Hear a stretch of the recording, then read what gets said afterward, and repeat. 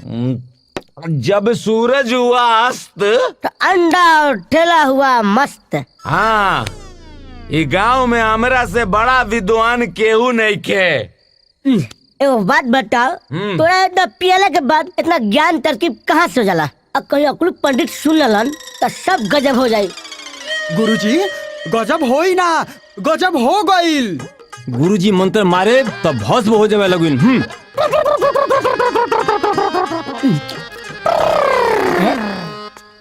ए बचवा, हमार मौन व्रत चलत रहल ह। अच्छा, लेकिन तोरा चलते हमार मौन व्रत तोड़े के पड़ल ह।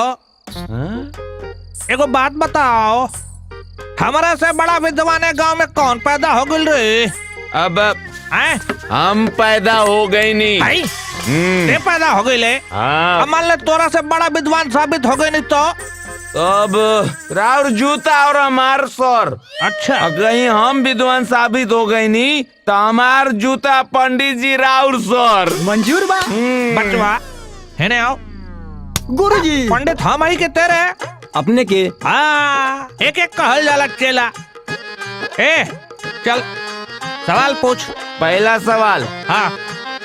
हमरा लगे 5 गो चॉकलेट रहे। हाँ। 2 गो दे देनी रंजीत के। अच्छा। और 2 गो दे देनी संतोष के। हाँ। और 1 गो दे देनी अंडवा के। हाँ। तो हमरा लगे कितना बाचल? बाबा जी के कूलर जाने लो। कूलर बचल बेटा, कुछ नहीं क्यों बचल। गलत। काहे रे? 2 गो पॉकेट में छिपा के रख ले रहनी, बाच गई। हेरे उस्ताद बनता रे, अब फंसावता रे। चल अगला सवाल पूछ। अच्छा ठीक बात, दूसरा सवाल। हाँ। हमरा पास 4 टॉफी रहे। 4 टॉफी। और हमरा कॉलेज में एगो लड़की रहे अंगूरी। हाँ। हम 4 टॉफी दे देनी अंगूरी के। हाँ। तो हमरा क्या मिलल? हाँ। हाँ। बाबा जी के घंटा। ये भी गलत। काहे रे? हमरा के गर्लफ्रेंड मिल गई। फंदेबाज। चल अगला सवाल पूछ। अच्छा तीसरा सवाल। हाँ। 80 और 90 कितना होकेला? 80 90। हाँ। पढ़े लिखे नहीं खरे बताएं। बड़ा 80 90 170 होला बेटा। गलत। काहे रे? 80 और 90 100 होकेला। अरे कौना गणित में हरे? पढ़ले नहीं खा। अक्कर बक्कर बम्बे बो। हाँ। और 80 90 पूरे 100। अगला सवाल पूछ। अच्छा ठीक बा, चौथा हाँ। और आखिरी सवाल। हाँ। 2 और 2 कितना होकेला? 2 और 2 मारम ने को महुआ फटफटा के फट जाए। अबे तोहार गधा जन्म जा। कितना होकेला? अरे 4 होला रे। गलत। काहे रे? 2 और 2 5 होकेला। 2 और 2 5। जी। 2 और 2 5 कैसे होला? देखी पंडित जी, 2 और 2 गलती से 5 न होगी। अब गलती से 5 हाँ। हुई। एको सवाल के सही जवाब ना देनी। हाँ। और वादा के मुताबिक हमार जूता और राउर सर का बेटा रखना पड़ेगा। जी जरूरी है। जरूरी है। अच्छा। आए चला। चला लोग भाग गया। अच्छा हुआ, नहीं तो यार बेइज्जती होता उन लोग के सामने। रख ले जी। आए बड़ा सुंदर लग रहे हैं पंडित जी। देखो बुद्धि मदिरा देवी ही देवे आवेली। अच्छा ठीक है पंडित जी, जुतवा बाद में लौटा दिया। प्रणाम। मैं पंडित जी। फंदेबाज, बहुत मारब ससुरो। पंडित जी क्या होता? ए बेटा, एक जूता आसन कहते हैं। जूता आसन? हाँ बेटा, ऐसे बहुत फायदा होता है। हाँ। ये बाबा ने सिखाया है। का? इस आसन को अपने नेचर में लाया जाए तो पता है क्या क्या फायदा होता है? क्या क्या? बेटा, दाद खाज खुजली बवासीर हाइड्रोसील आर्टरी किडनी में जो अथरी पथरी गुर्दा में जो होता है सब ठीक हो जाता है। अच्छा। हाँ, तुम इस रोग से ग्रसित हो?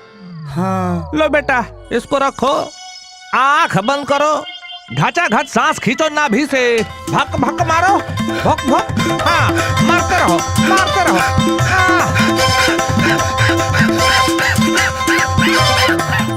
इजहार कर दिया क्या? वो क्या इजहार करेगा? इजहार तो मैं करूंगी। आज पता है उसकी तो हवा ही टाइट हो गई। अब्बू को देख के पसीना छूटने लगा। प्यार पसीना छुड़ाने के लिए किया था? नहीं, बस देखना चाहती थी कि बंदे में कितना दम है। वो प्यार ना भी करे चलेगा, हिफाजत ना भी करे वो भी चलेगा, मार भी दे वो भी चलेगा। पागल हो क्या? प्यार का पागलपन। मैं दुआओं में खुदा से यही मांगती हूँ कि मुझे वो आदमी मिले जो सिर्फ और सिर्फ मुझसे प्यार करे। और नहीं किया तो? मार डालूंगी या फिर मैं मरूंगी। इश्क आसानी से हो जाए उसे मोहब्बत नहीं कहते, और हमें मोहब्बत हो गई है। हम रहें या ना रहें, हमें हमसे नहीं, ये दुनिया हमें हमारी मोहब्बत से याद रखे।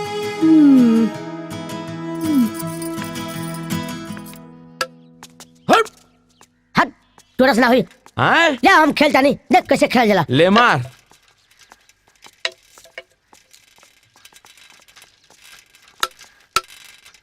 अरे फेंक। मुझे भी खेलना है। हे मैडम, ये खेल मर्द लोग के हाँ। बा, लड़की लोग के ना। क्यों? औरतें मर्दों से कम है क्या? बहुते कम है, जानकारी नहीं है। ओए, हाँ? चलो निकलो तुम लोग अभी। ये खेल खेलने का टाइम हमारा है। और हाँ? उसे भेजो जिसे ये खेल खेलना आता हो। अच्छा, हे अंडा, हट हला। हई रख तो गुल्ली और ला डंडा। पकड़ा डंडा। और चल तो। चल। मगर ये खेलोगी कैसे? ये खेल वही सिखाएगा जिसे ये खेल खेलना आता हो।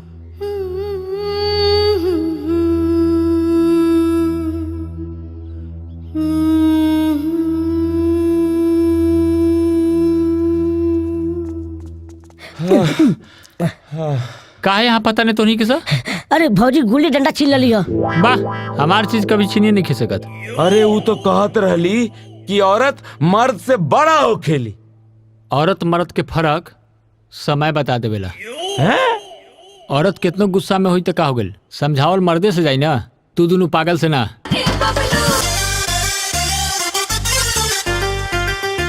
जा ई चल गई।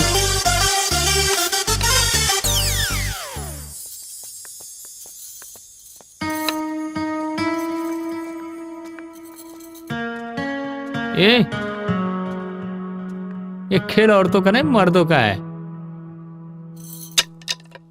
क्यों? औरतें खेल लेंगी तो बुरा हो जाएगा? अगर बुरा लगना होता तो आपके पीछे थोड़ी ना आते। हमें भी तो पता है हर खूबसूरत चीज बड़ी खतरनाक होती है। मुझे भी इन खूबसूरत चीजों से खेलने की आदत हो गई है।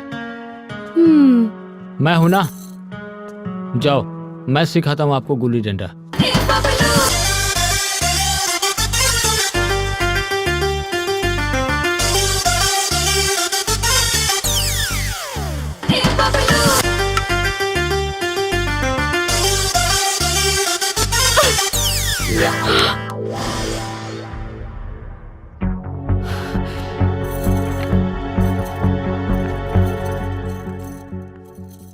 बदतमीज।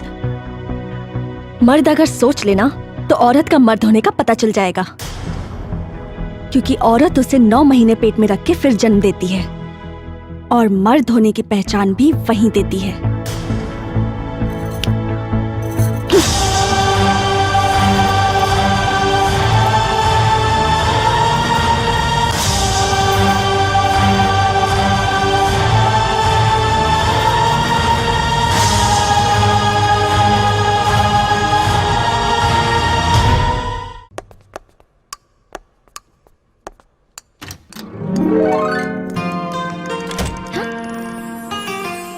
भैया।